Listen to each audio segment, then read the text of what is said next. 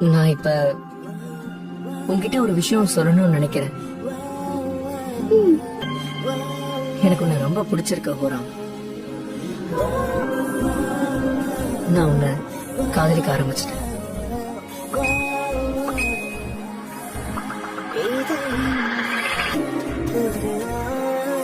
உனக்காக அன்னைக்கு ஒரு நாள் நான் சுஷி கொண்டு வந்தேன்ல.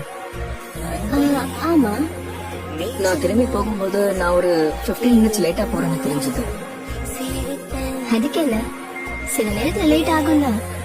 ஆமா, அதுவும் கரெக்ட் தான். அன்னைக்கு சாதாரணமா தான் லேட் ஆச்சுன்னு எனக்கு தோணுச்சு.